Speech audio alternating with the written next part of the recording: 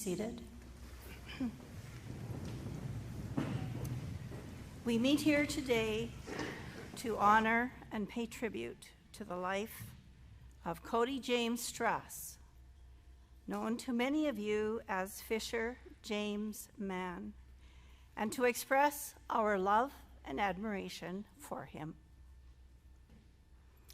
Also, to try to bring some comfort to his family, Mom Karen, Dad Ken, Sister Kelsey, Brother Justin, and many special relatives and friends who are here today and have been deeply hurt by his sudden death. Cody wasn't a particularly religious person, but he was spiritual. So it's befitting that his funeral ceremony should reflect what he was: enthusiastic, passionate, especially about fishing, romantic, and extremely sensitive. Today is also a day of memories, and hopefully today will be remembered for many reasons. But mainly, I hope it will be remembered by all of you as a very special day in which you shared some time with others in order to pay your last respects and to say a sad and fond farewell to Cody. We have come together from different places, and we are all at different stages in our journey through life. Our paths are varied, and we look at life in different ways. But there is one thing we all have in common. At some point in time, and to some degree or other, our lives have been touched by Cody. This poem, Farewell, My Friends, by R. Tagore, reminds me of Cody. It was beautiful as long as it lasted, the journey of my life. I have no regrets whatsoever, save the pain I'll leave behind. Those dear hearts that love and care, and the heavy with sleep, ever moist eyes, the smile in spite of the lump in the throat, and the strings pulling at the heart and soul. The strong arms that held me up when my own strength let me down. Each morsel that I was fed with was full of love. At every turning of my life, I came across good friends who stood by me, even when the time raced me by. Farewell, farewell, my friends. I smile and bid you goodbye. No, shed no tears, for I need them not. All I need is your smile. If you feel sad, do think of me, for that's what I'll like.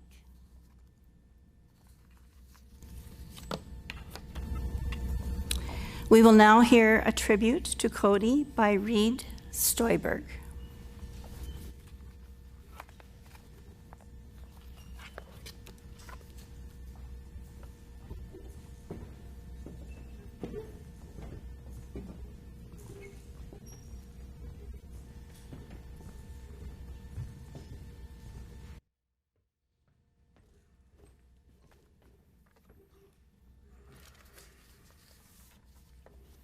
Hello, everyone. Can you hear me all right? My name is Reed Stoyberg, and I worked as a guide with Cody up at Plumbers Arctic Lodges on Great Bear Lake. To Ken, Karen, Justin, and Kelsey, we are here to remember and say goodbye to a man who I was lucky enough to call my friend. To have been asked to speak today is an honor, one that I'm incredibly thankful for. I became quite close to Cody in the past 3 years, and I hope that by speaking here today, we can share in our grief together, and I can tell you how important Cody was to me and to everyone else from Plumbers that knew him, and share with you some of my experiences and memories of him. We first met up at Great Bear during his first year, about 6 or 7 years ago, before the season started, when we were both working on getting the boats ready for the other guides prior to their arrival. It was quickly apparent to me how skilled and knowledgeable he was about fishing and lodge life as a whole in terms of equipment and maintenance. I remember speaking to the lodge manager shortly after meeting him and saying, "This is a guy we need around, he gets shit done." There's a running joke up at the lodge that there are two types of guides. Guides that are really good at looking busy as they just sit in their boat and organize tackle, and other guides who are actually useful. Cody was very useful up north, working on ovens, fixing boats and generators, fly-out boats, going to lodges, cleaning up after the grizzly bears, going to tree when no one else would go and they needed a team that could get in there and get the lodge set up before the guests show up. We were the special unit team, as our manager would say. It wouldn't be for another few years after that, until he invited me to come fishing with him in Saskatchewan, that we would become quickly good friends. I don't make friends very easily, and I will be forever grateful to Cody for reaching out and inviting me to fish with him, and also inviting my girlfriend Kate and our dog Baxter. I'm pretty sure Cody liked Baxter more than me, judging by the amount of belly rubs and extra treats he would sneak him. We caught some great trout on those trips, and we sat in the rain or the cold for hours catching nothing. We slept in our trucks, his camper at Pipperel, or even in our ice shack if we were eager enough to spend the night. We cooked, talked, joked, laughed, and we did it all some more. He taught me more about fishing in the time that I knew him than I'd ever thought possible. I thought I was a pretty good fisherman until I met Cody. It's no secret how good of a fisherman Cody was. To put it into context, this past season at Great Bear, Cody caught more big fish than any guide has in the history of the lodge for an operation that's been running for more than 60 years. It was just an immaculate expression of what he was capable of, and really special to watch. In looking through his photo albums from past years, and if you were lucky enough to see the secret shots that he showed nobody else, it was indeed evident that he was the Trout King of Saskatchewan. We guided together this last season for 7 weeks straight, and I have to say, to be able to witness someone who is passionate master of their craft was a real gift. A really humbling experience. I remember we flew out to the Cove, and it's about a 15-minute flight from the lodge. We hop on a plane, we get everything organized, we show up, we hop into some other boats, and we start fishing for the day. The fishing wasn't particularly good. Cody and I had done a few loops by each other. We yelled at each other every time we went past each other. "You catch anything big yet?" No. And then the wind died, and he came up to me, drove his boat up right at me, and I said, "Oh, let's go see what Cody's got to say."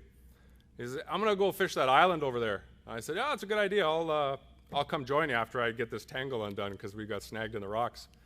So Cody takes off 4 miles down the shoreline, and we get to, and he starts fishing, and I show up about 25 minutes later, and I pull up to him, and I say, "Hey, how's the fishing?" And he stands, he turns around, and he's got slime all over his jacket. He's like, "Pretty good. I got a 44, a 48, and a 57, and those are some monstrous fish." And I said, "Oh yeah," I thought he was bullshitting. And then he'd look at his guests. His guests are just standing there. Their eyes are really big. And I was like, "Oh, we better start fishing too." So we throw our lines in and we start fishing, and we didn't catch fuck all. And here's Cody doing circles around me, and his net would come out every pass. I would do a pass to the same spot. Cody would come in right behind me. Boom, net's out, big fish. My guests are looking at me. I'm looking at my guests. I'm like, "Don't look at me. Look at him. We're doing the same thing."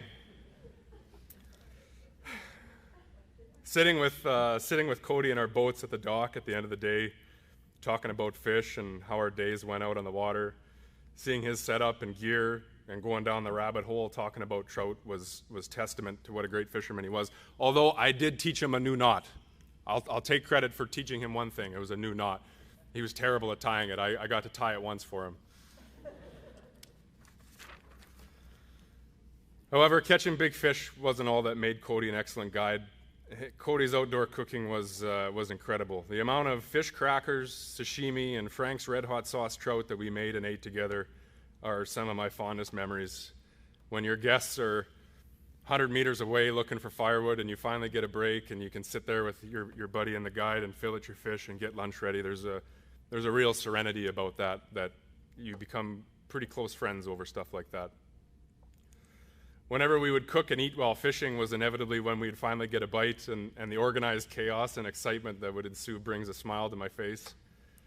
To anyone that ever got to see him or watch him fight a big fish when you're in his boat, it was organized chaos is the best way I can describe it, mixed with the excitement that a small kid has at Christmas. When you get to the last box, it's from Santa, and it's like, this is the big gift. That's what it was like when Cody was fishing, really in his element.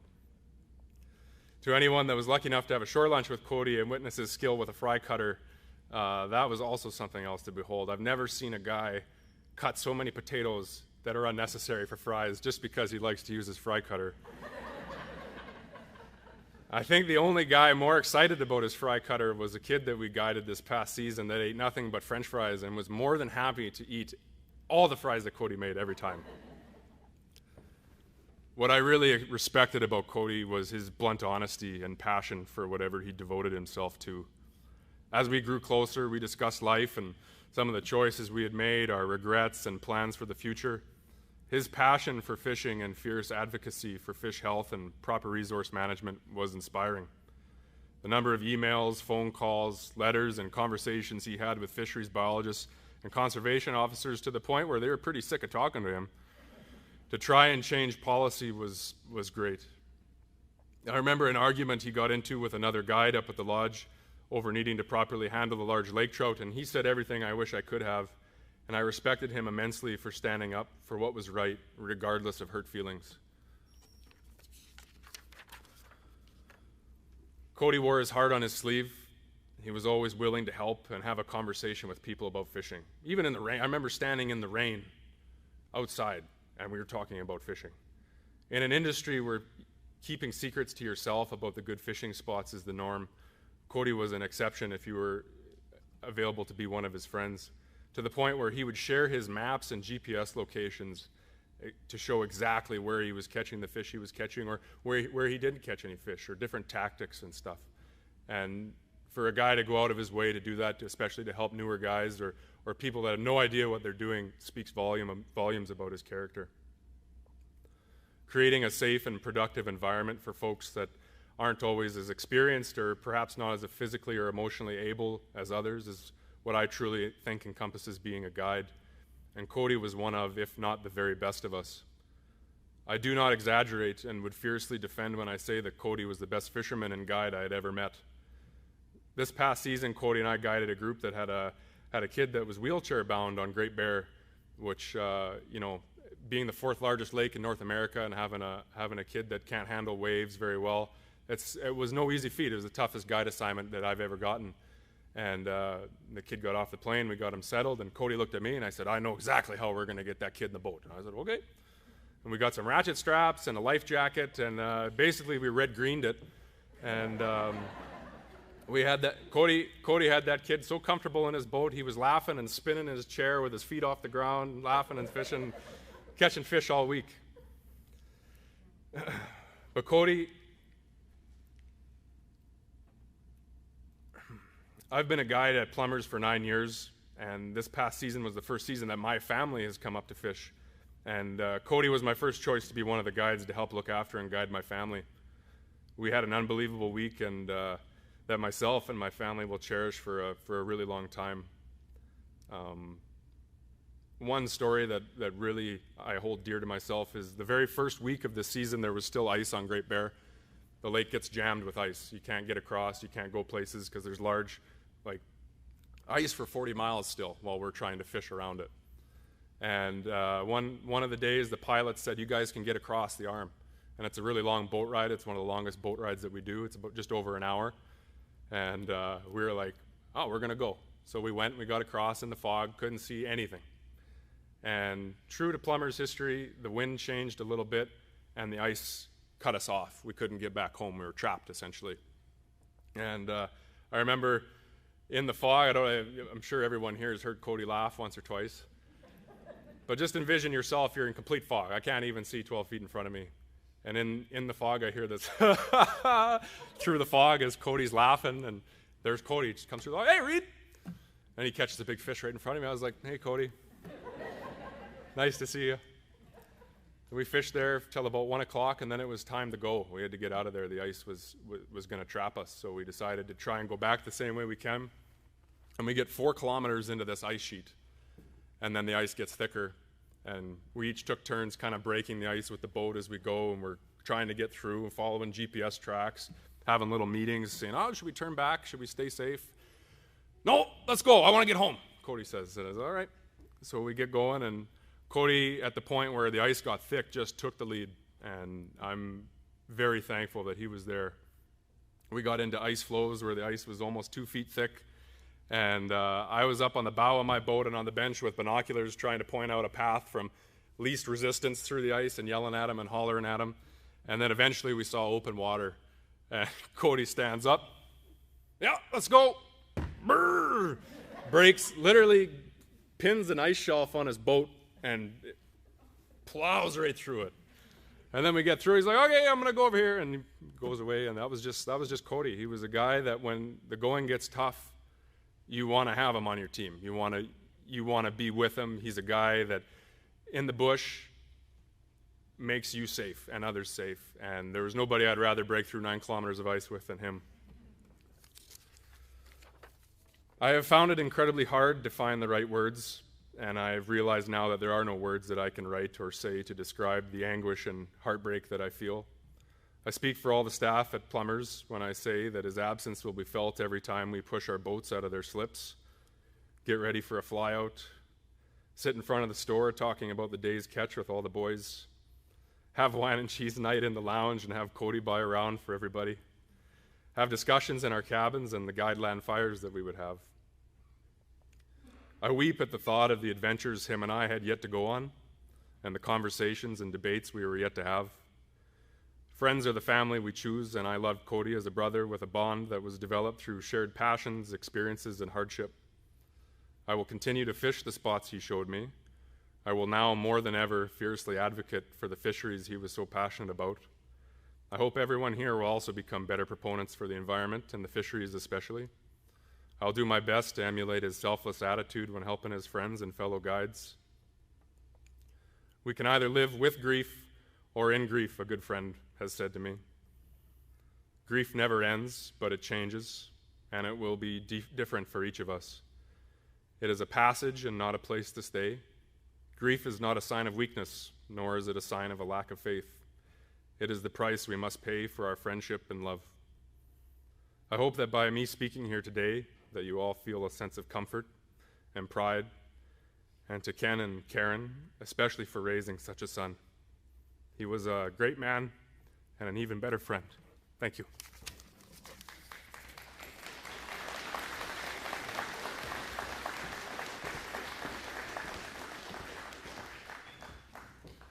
Thank you, Reed.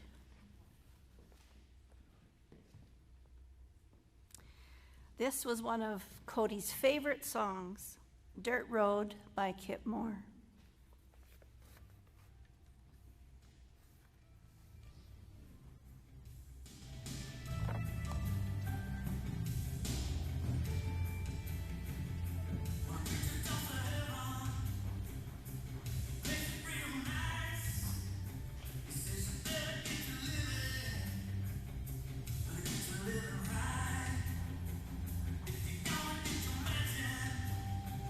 He's the savior for your soul.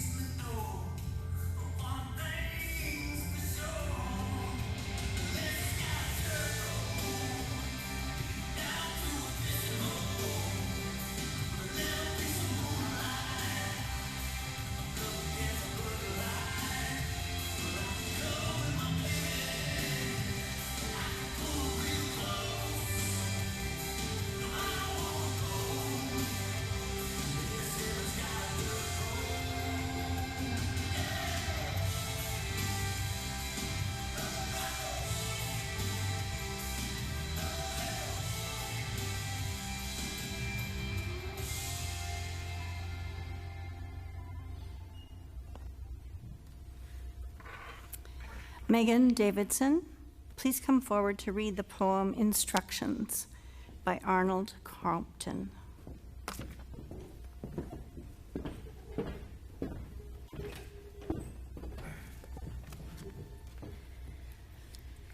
Instructions. When I have moved beyond you in the adventure of life, gather in some pleasant place, and there remember me, with spoken words old and new. Let a tear if you will, but let a smile come quickly, for I have loved the laughter of life. Do not linger too long with your solemnities. Go, eat and talk, and when you can, follow a woodland trail, climb a high mountain, walk along the wild seashore. Chew the thoughts of some book which challenges your soul. Use your hands some bright day to make a thing of beauty or to lift someone's heavy load. Though you mention not my name, though no thought of me crosses your mind, I shall be with you, for these have been the realities of my life for me. And when you face some crisis with anguish, when you walk alone with courage, when you choose your path of right, I shall be very close to you. I have followed the valleys, I have climbed the heights of life.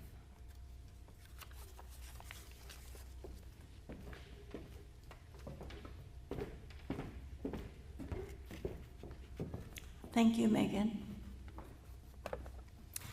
Time of Your Life by Green Day is a song selected by the family.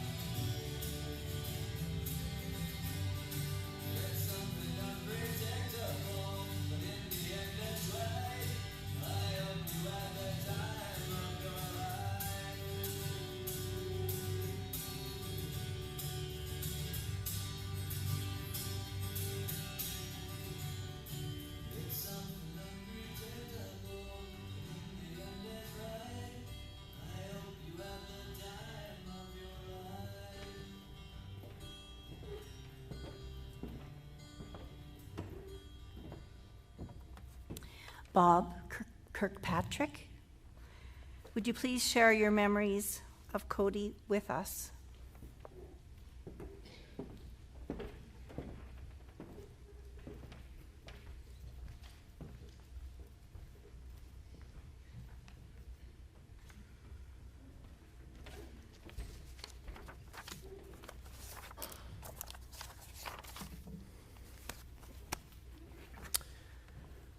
I was very honored to be asked by Cody's mom, Karen, to share a few memories and stories of Cody. He was such a fantastic guy, and they should be very proud of their son. Cody, Fisher James man, the Trout King, the legend, and as I like to call him, the best of the best. So many things that Reed said earlier reminded me of Cody, and I can relate to so many of those things. His willingness to share, his unselfishness, his laugh, his fantastic shore lunches. I was fortunate enough to be able to share in all those things with him. And it's really going to be tough without him. I met Cody 8 or 9 years ago for the first time when a group of us flew up to Selwyn Lake Lodge. Now, the first morning we got to the dock, we all got paired up with our guides, 2 guys and a guide, and for the day. And my son's best friend, Kyle, ended up getting paired up with Cody. And we didn't know Cody or any of the other guides at that time. That was the first morning. Now, Kyle was around 20 years old at the time, and it was his first fly-in trip ever. In fact, he'd hardly ever done any fishing. I think the biggest fish he'd ever caught prior to that was a 10-inch perch at the Cabry Dam. Well, at the end of the day, when we all came back in at supper time and all the guides pull in and we're sharing fish stories, and Kyle gets off the boat and the grin on his face was ear to ear. Cody had put him on a huge lake trout. In fact, it was the biggest trout caught at the lodge that year. Now, I ran into Kyle at the Rider game last Saturday, and we ended up sitting together for a while, and we were reminiscing about our trip and his time with Cody. And he remembered every detail, just like it happened yesterday. And that's the one thing Cody did so many times. He made dreams come true and made lifelong memories for everyone who shared his boat. Now, I knew I had to get my time in with this guy who showed so much passion and enthusiasm for fishing. So finally, it was my day to go out with Cody. We hit it off right away. I mean, even though there's almost 30 years difference in our age, that didn't matter with Cody. He was friends with everybody. And we shared the passion of fishing. We hit it off right away. We were trading stories and talking about the sport that we both love so much. Now, Cody was intent on getting me a trophy lake trout, and he worked his butt off trying to make it happen. And we were catching quite a few fish, but nothing very big. Now, Selwyn Lake, for those of you that don't know, is right on the Northwest Territories Saskatchewan border, so it's up there. And the ice had just gone off the lake. So in an aluminum boat, the sides of the boat and the floor are awful cold. Well, I took off my boots and my socks, and Cody looked at me and said, "What the heck are you doing?" I said, "Well, I've been fishing walleye tournaments for over 20 years, and just like the fisherman who wears his lucky fishing hat, or in Cody's instance, his lucky sweater, my thing was when I need a big fish, I had to be barefoot." He just looked at me and shook his head. Well, soon after that, I hooked into a monster. Cody was coaching me all the way on how to fight this fish. Now, me being me, I wanted to capture the moment. We had a GoPro on board, and it was in one of the bags in the boat, and I'm trying to get the other guy in the boat, get this GoPro, get it set up, trying to teach him how to turn it on, get it going, and Cody's saying, he said, "Forget about the camera." He said, "We'll get lots of pictures after this fish is in the boat." Well, I didn't listen. And eventually I lost the fish. And Cody looked so disappointed. But you know, he'd done his job. He got me on that fish. It was me that messed it up. Now, fast forward a couple years, I ran into Cody somewhere. I think it was in a tackle store in Saskatoon, believe it or not. And he came up to me and he said, "Hey, I remember you, Barefoot Bob, right?" And I said, "Yeah, that's me." And he told me that he was going to be fishing a few walleye tournaments with Steve between guiding jobs.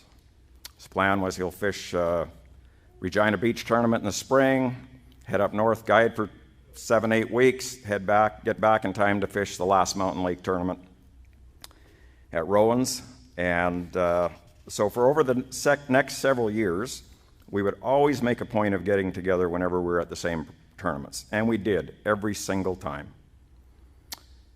I mean, he'd come over to our campsite, and, you know, my partner and our other buddies were hanging around, and we get talking, of course, telling fish stories. And Cody's telling us stories about trout, And I mean, these guys are, oh yeah, you know, he's a fisherman. Fish is this big. No, now it gets bigger. Now it gets bigger. These fish kept getting bigger. And Cody's telling these stories. I'm kind of snickering to myself because I know this guy's for real. Pulls out his phone and starts showing some of the pictures to the guys. Their mouths all just fell open. Like that, there was nobody better. Nobody. So Cody kept in touch with me all year long ever since then. And he'd send me pictures of fish that he caught while he was up north guiding or when he was on his own or his ice fishing. As Reed mentioned, you know, his private pictures, I was fortunate enough to share in some of those. And so we kept in touch all the time. We'd phone each other, developed a really, really good friendship. In fact, at Rowan's 2 weeks ago, while we were waiting for the awards to start, Cody and I had about our third or fourth little meeting of the week gathering. And we were talking about, we've talked about it before, but talking about the possibility of fishing a walleye tournament together. And we've talked about that for a few years, and both were quite excited about doing that. So often while pre-fishing during a tournament, we'd be fishing in the same area, and we'd chat back and forth, just like Reed said, hollering back and forth from boat to boat. And Cody would always share with me what was working, even though we were competing against each other. He'd say, "Hey, Bob," he says, "I'm crushing them throwing swim baits into 2 feet of water." So that was another unique thing about Cody. There was nothing to hide. It wasn't what you were using, it was how you used it, and he knew that. And again, his passion and expertise were second to none. So on one occasion a couple years ago, we were fishing a tournament at Last Mountain Lake. And again, we were in the same area fishing, and it was cold. It was a cold, windy day, and everybody was bundled up trying to keep warm. And as our boats passed each other about 20 feet apart, he hollers, "Hey, Bob, how's it going?" Well, I put my bare feet up on the gunnel of the boat, and I said, "Pretty good, but we need a big one." And Cody looked over at me, and he gave me that little grin that you see in all his pictures. And he flipped his bare feet up over the side of Steve's boat and yelled, "So are we. We're looking for a big one." Well, Cody, I know you're here with us today, and I'm really going to miss you, buddy. So until we get a chance to meet again, kick off your socks and shoes and go get us another big one.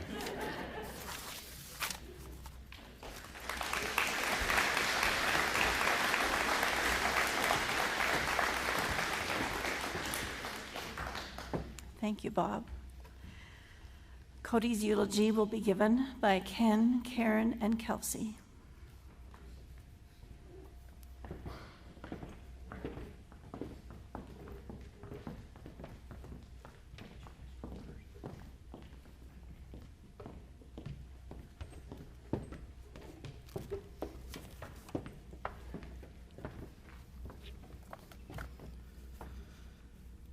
Well, you know already that we are the parents, Ken and Karen, and this is Cody's younger sister, Kelsey.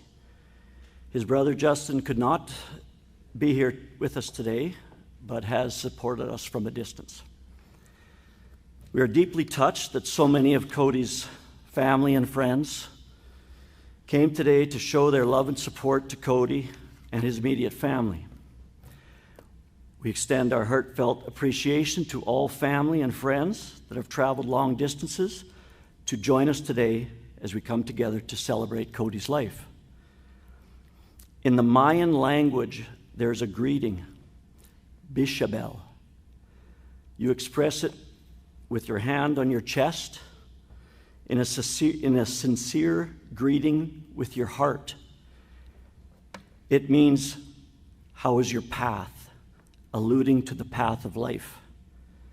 Now, let us share together in the path of life of Cody James Strass. As a baby, toddler, teenager, and adult, he always wore a smile on his face and mischief in his eyes. When he laughed and giggled, it came from deep inside. He loved to talk and tell stories. Some of his favorite activities were camping, skiing, and playing goalie on his hockey team. Like many little boys, he was fascinated and curious about anything and everything, especially if it was alive or messy. His ingenuity came through in his building and tinkering with whatever he could find in the house. One fall, when Melfort was going through a skunk problem, Cody researched and built traps and started a skunk removal business, and even received recognition from the city for his efforts. I also remember his artistic ability that maybe many others were not aware of. The painting on the memory table was his from junior high. Cody was an extremely sensitive young boy. As a baby, at times he could be a mama's boy and would make strange. As he grew a bit older, he gained confidence and showed his sensitive and romantic side in other ways. At the age of 7, he took it upon himself to arrange a date with a little girl he was sweet on. On Valentine's Day, he bought flowers and candy to give to Shauna and arranged for her mum to drive them to a restaurant where he treated her to dinner. Cody was compassionate and caring throughout his life. As a young boy, he wanted every animal he saw to come home with us. When we had litters of puppies, he took them to his bed and would sit with them for hours in his arms. He had dogs, an ant farm, a fish tank, a hamster, and a cat. Friends shared that he had told them he had once tamed a fox. This love of animals was evident until his death. This past week, stories have flooded in about Cody with friends' pets and how he would share his bed, his boat, and his food with them. His compassion shone through along with his decency and kindness towards people. Over and over this week, we have heard of his kind gestures and helpful ways, and how he would stop and visit to say hello and see how someone was doing. A number of years ago, Cody was traveling on a grid road in northern Saskatchewan and stopped in the pouring rain to help an elderly couple having trailer troubles. He changed the tires and had a visit. About a year later, they decided they were too old for RVing and contacted Cody with the first opportunity to buy their trailer. That trailer still sits on his lot at Piperill Lake. Cody loved food. He enjoyed everything that he was presented as a baby. On the last night of our family trip to Mexico in 2000, Mum and Dad told us we could order whatever we wanted. Cody asked the waiter to bring him the biggest lobster they had. When we got the bill, that one lobster cost 75 bucks. M&Ms became his favorite candy, and Cody grew into an excellent cook, both indoors and outdoors, especially with fish dishes. At 2.5 years old, with the help of his cousin Russell, Cody caught his first fish near Regina. At age 4, he independently caught and landed his first fish while out with our neighbor, Bernard LeBlanc. Bernard was trying to talk him through the process when Cody piped up and told him to be quiet because fish don't like noise. As Cody grew older, the opportunities to fish grew with him. We moved to Melfort in 1993, and Cody met Tom Katachuk, and his life changed and went in a direction that we could never have imagined. Tom took Cody under his wing and inspired him. With Tom as his teacher, Cody took it all in. Packed lunch in hand and waiting on the front step for a 5 a.m. pickup, Cody never missed an opportunity to fish. After a long day on the water, he'd return home with the catch of the day and stories to tell.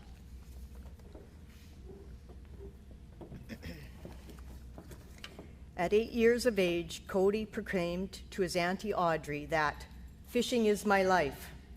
His passion for fishing grew, and he wrote a persuasive letter to the mayor of Melfort suggesting that the city stock the pit next to the graveyard to provide opportunities for kids, and they did. In his middle years and early adult life, Cody struggled to find his path in this world, but he continued to grow and develop his fishing skills. We continued to encourage him to keep doing what he loved. I told him to try making a life out of fishing. If you love what you do, you don't have to work a day in your life. You just love life. Finally, following his mom's advice, he applied to work at Island 10 Fishing Camp in Northern Ontario. After that season in Ontario, Cody was able to find work in logging and at fishing lodges in northern Saskatchewan for the next few years. He was good at what he did, and Cody began to believe in himself, but still he struggled and life continued to present challenges. That all seemed to change when he started working at Plumbers Arctic Lodges. He had found his groove. It was here that we really saw Cody grow as a person. He had the skills, and now he had the place that he was comfortable. His ability to fix and repair came in handy, and his social skills provided for strong relationships with guests and fellow workers. Over the past 10 days, so many of the messages mentioned Cody's smile, his laugh, and his great sense of humor.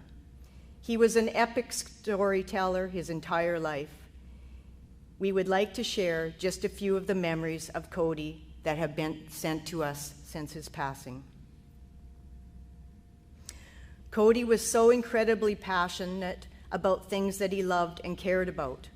With his wild sense of adventure and thirst for something new, Cody was unlike anyone I've ever met.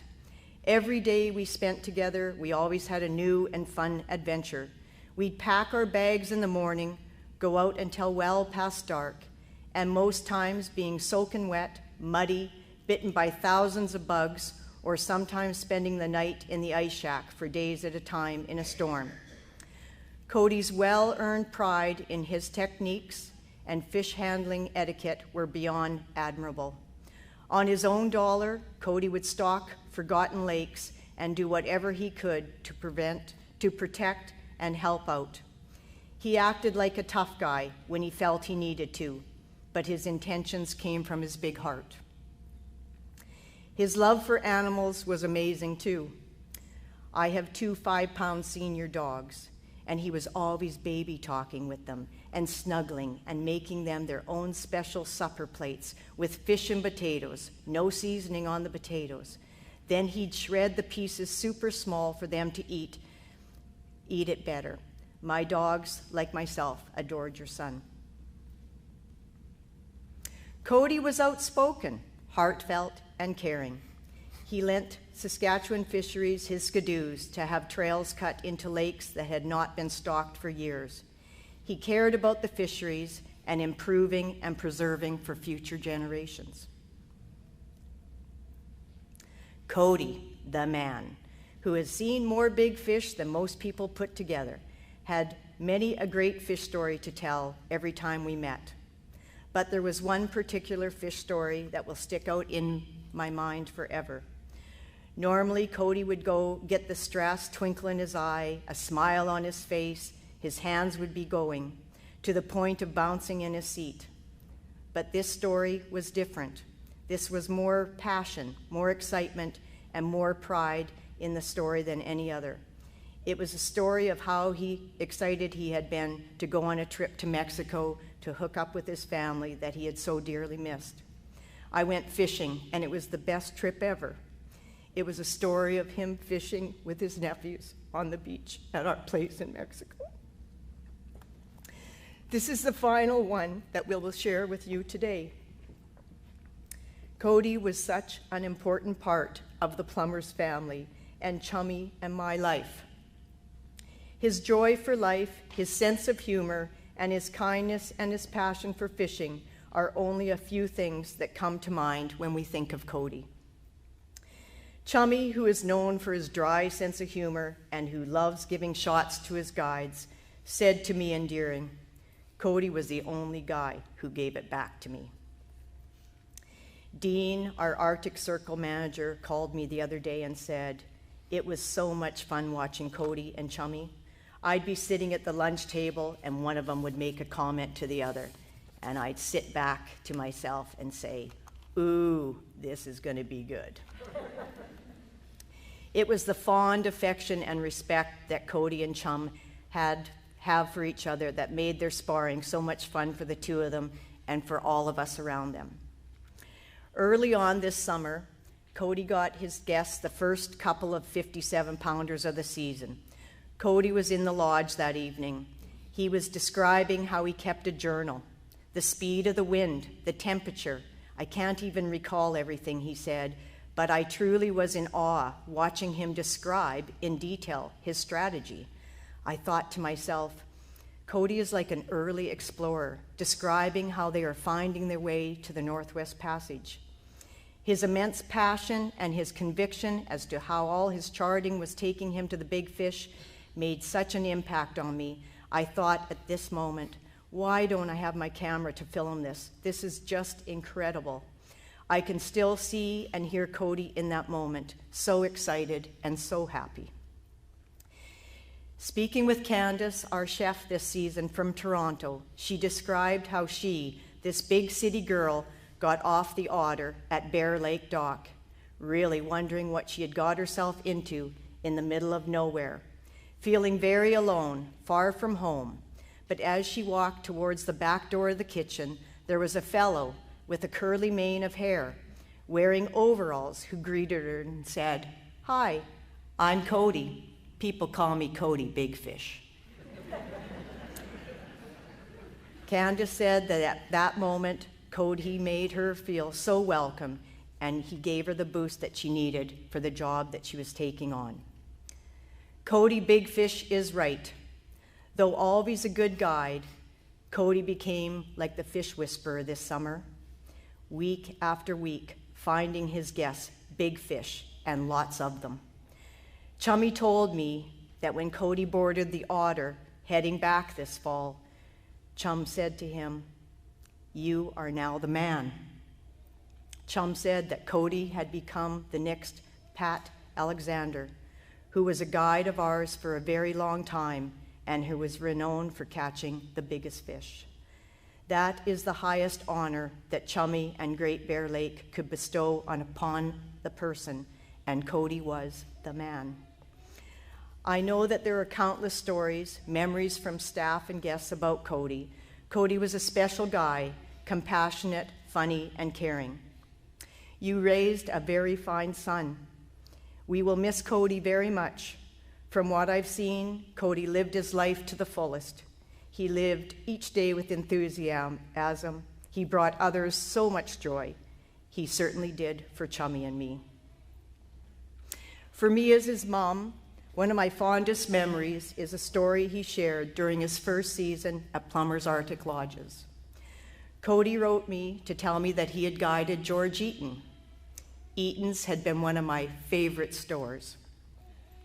In just one day, he had seen his first grizzly bear, he had seen his first muskox, and he caught his first Arctic char. He was over the moon, and he shared his excitement. But what I remember the most is how he described the land and the beauty. His words to me were, "Mom, you should see it. It's untouched by man." Cody saw some amazing places, met amazing people, had amazing friends, and he made amazing memories.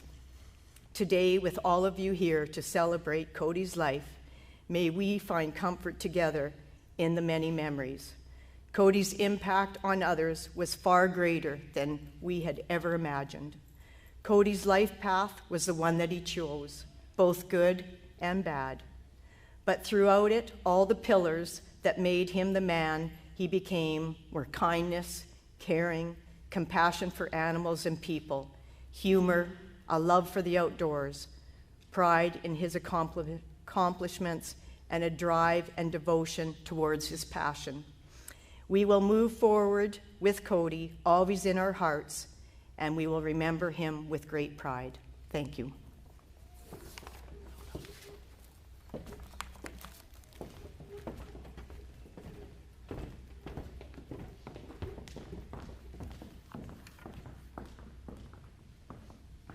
Thank you, Ken, Karen, and Kelsey. And also thank you for the honor today. Thank you all for being here today for Cody and his family. May you go forward today with a small flickering of light in your soul. May the memories of your loved ones begin to bring peace rather than pain. May the words, touch, and presence of others bring solace. And may you be blessed and grateful for a life well lived and a legacy left behind. Go in peace. This mic will remain open. If you wish to share a memory or say some words, please come forward.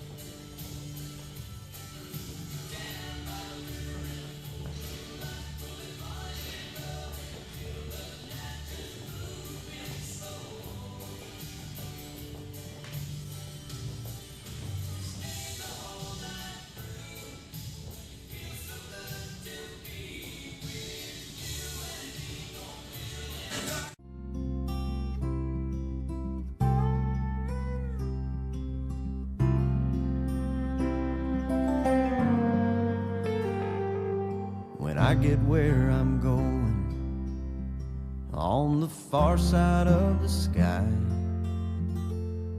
the first thing that I'm gonna do is spread my wings and fly.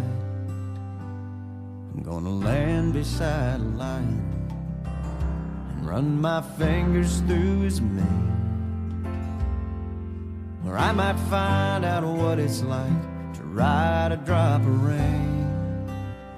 Yeah, when I get where I'm going, there'll be only happy tears. I will shed the sins and struggles I have carried all these years, and I'll leave my heart wide open. I will love and have no fear. Yeah, when I get where I'm going, don't cry for me down here. I'm gonna walk with my granddaddy, and he'll match me step for step, and I'll tell him how I've missed him every minute since he left. And then I'll hug his neck. Yeah, when I get where I'm going, there'll be only happy tears.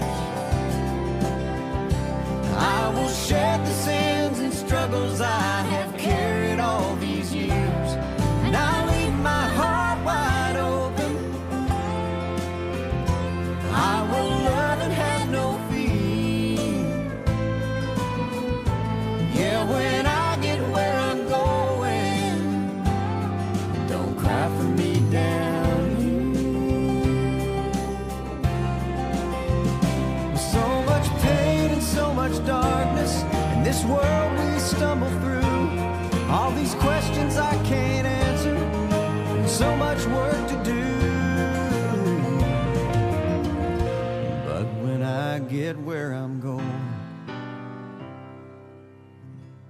and I see my Maker's face, I'll stand forever in the light of His amazing grace. Yeah, when I get where I'm going,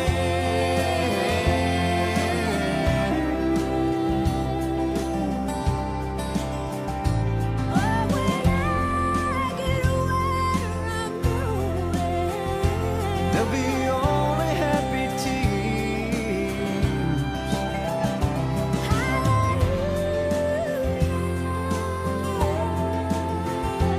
I will love and have no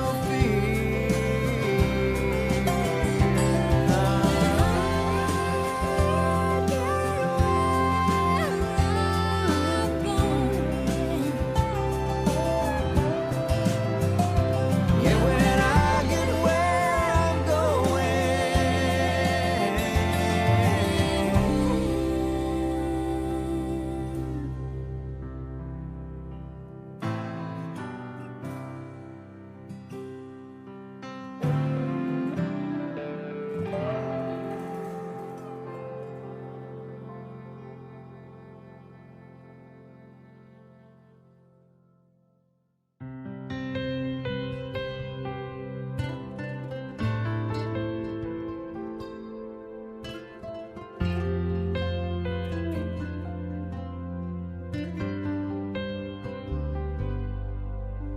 I've heard about the streets of gold, the mansions up on high, a land where you'll never grow old and no one ever cries.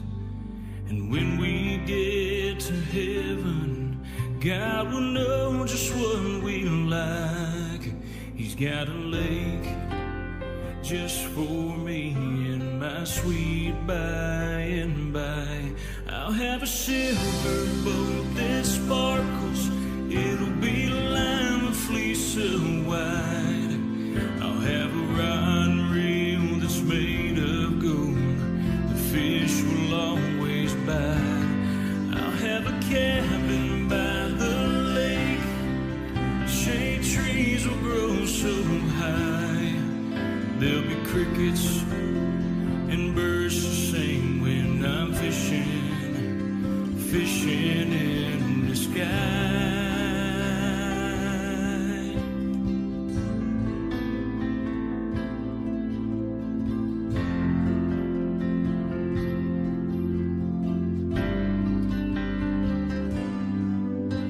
I know my dad is happy, I wouldn't wish him here. Oh, how I miss him so. It's been a long, hard year. And God, He loves and talks to me, so I won't be alone. I long so much to be with Him, I can't wait to go home. I've got a silver boat that sparkles, it's lined with fleece of white. I've got a rod and reel that's made of gold, the fish they always bite.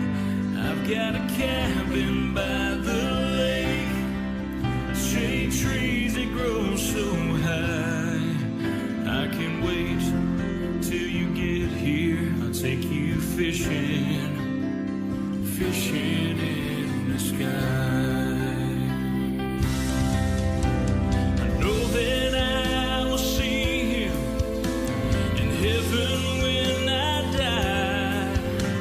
I wonder what He's doing now in His sweet by and by. We'll have a silver boat that sparkles, it'll be lined with fleece of white. We'll have some rod and reels that are made of gold, the fish will always bite. We'll have a cabin by the lake, the shade trees will grow so high.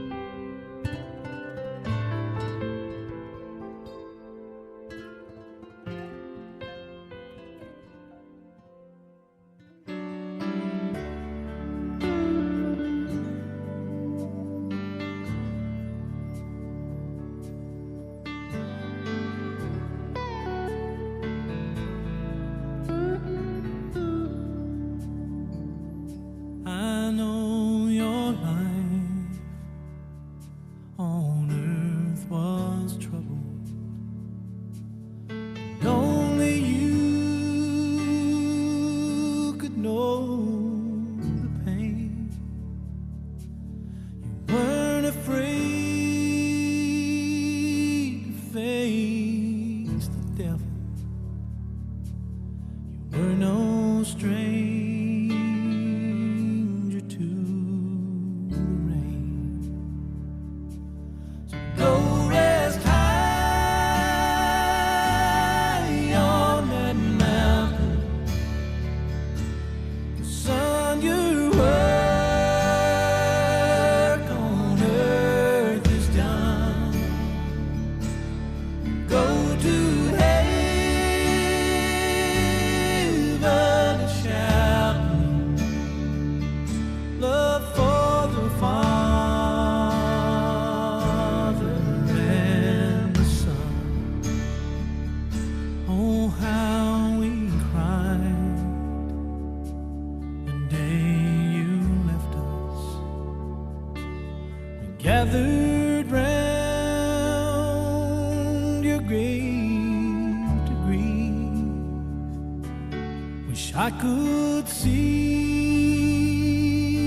the angels' faces when they hear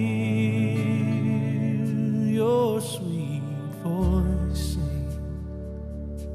So go rest high on that mountain. Son, your work on earth is done. Go to heaven and shout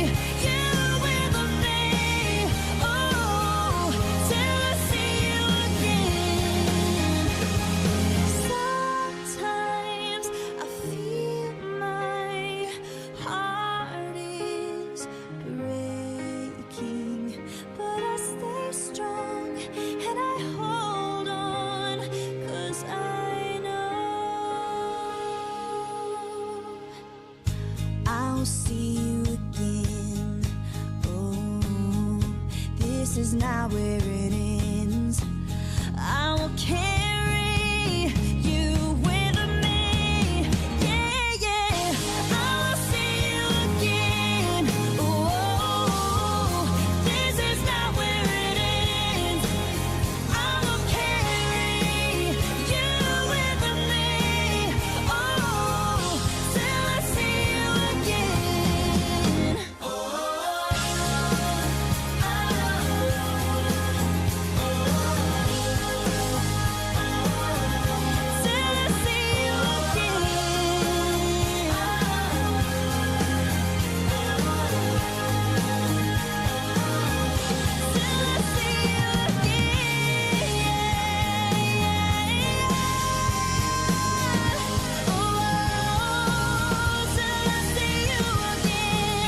Said goodbye, turned around, and you were gone, gone, gone. What would you say if I can have you back right here for one day? I'd do anything to see that smile on your face. What would it take for you to stay? Just say we can drink a few beers in that old garage, laugh about the things that I ain't forgot. Yeah, 'cause I miss you. Or would you tell me all about them streets of gold? Would you tell me that you know you're finally home? Does anyone have the number to heaven? I need it right now, I just can't help it. I haven't heard your voice in a while. I know it may sound just a little silly, but pick up the phone if you can hear me. I need to make sure you're alright. Does anyone have the number to heaven? 'Cause I need it now. I know that you're in a better place, and that's what helps me take the pain away. It doesn't make me selfish, I want you, babe. I can't believe you were gone just like that. Does anyone have the number to heaven? I need it right now, I just can't help it. I haven't heard your voice in a while. I know it may sound just a little silly, but pick up the phone if you can hear me. I need to make sure you're alright. Does anyone have the number to heaven? 'Cause I need it now. 'Cause it's been so long, I still can't accept the fact that you are gone. But I need just a little hope, 'cause I can't make it alone down this road. We can drink a few beers in that old garage, laugh about the things that I ain't forgot. Yeah, 'cause I miss you. Or would you tell me all about them streets of gold? Would you tell me that you know you're finally home? Though I ain't with you. Does anyone have the number to heaven? I need it right now, I just can't help it. I haven't heard your voice in a while. I know it may sound just a little silly, but pick up the phone if you can hear me. Make sure you're alright. Does anyone have the number to